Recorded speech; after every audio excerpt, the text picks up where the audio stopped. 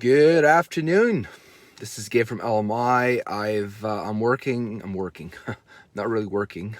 I'm more relaxing on my car.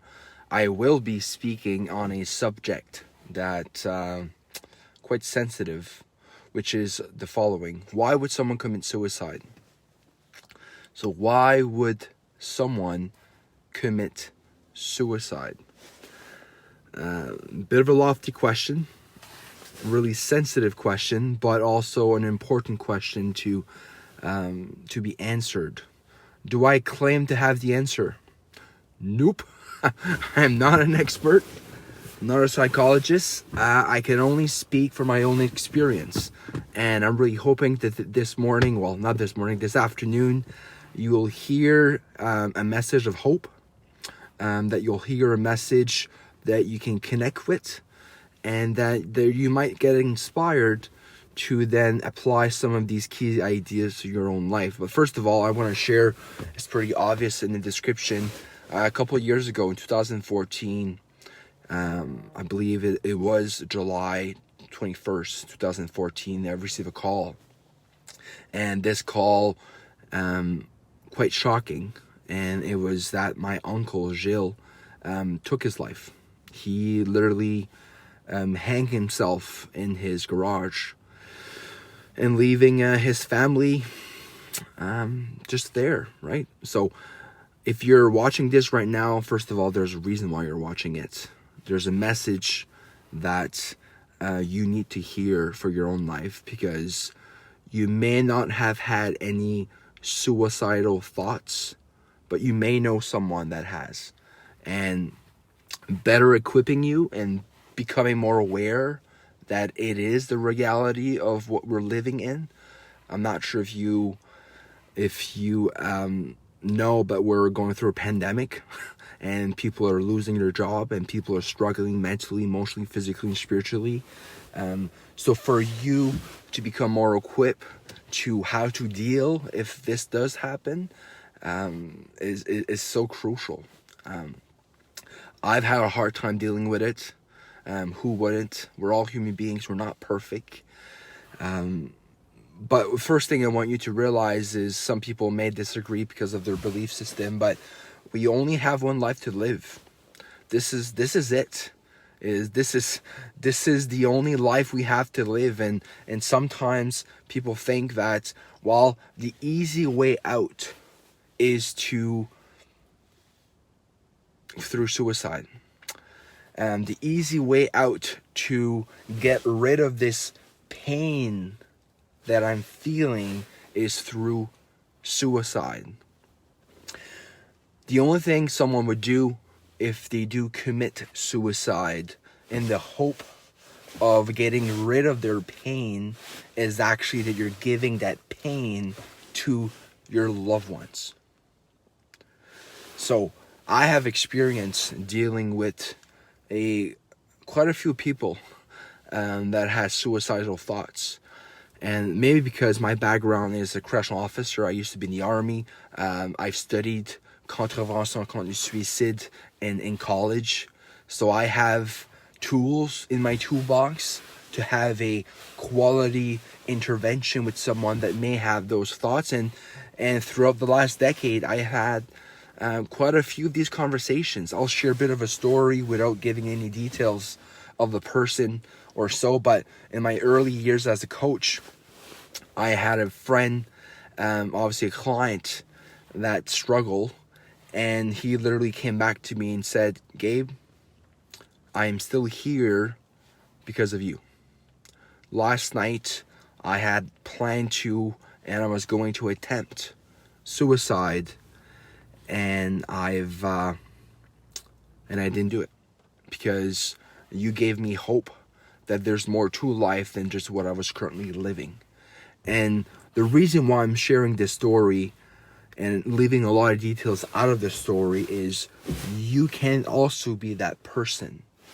There is peoples in your life that are currently struggling, and the words you choose, the encouragement you can give, and the simple having a listening ear can make the hugest difference to these people.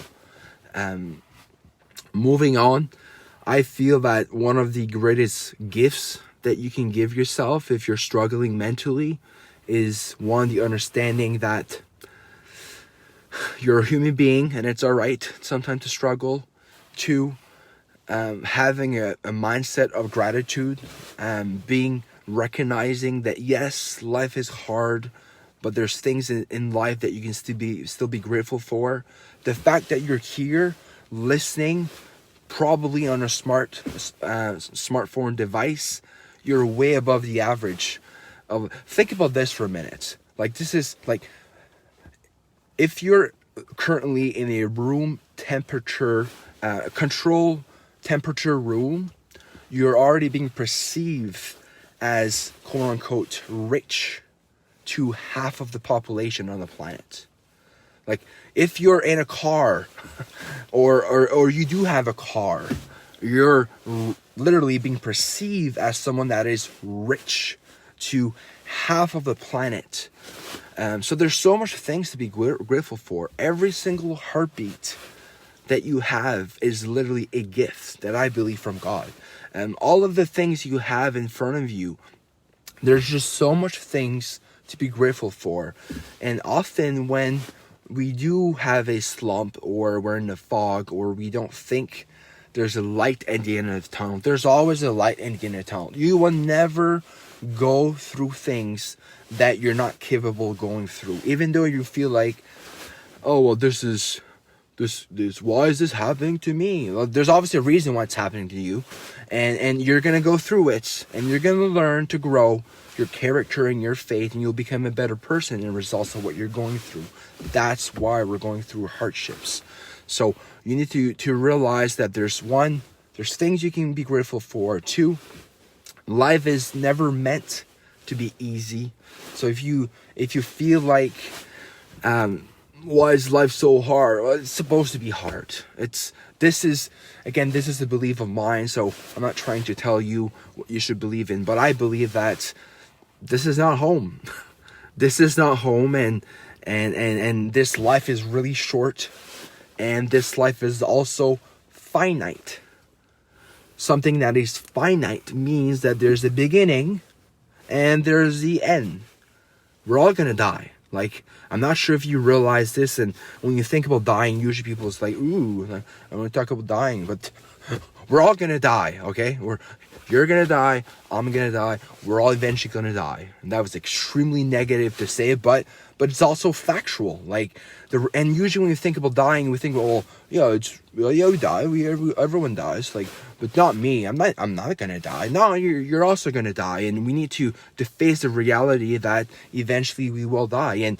And all that to be said, the life that we're living right now is finite. There's a start and the end. And what we can do is do our best in navigating through this life and in helping as many people as possible.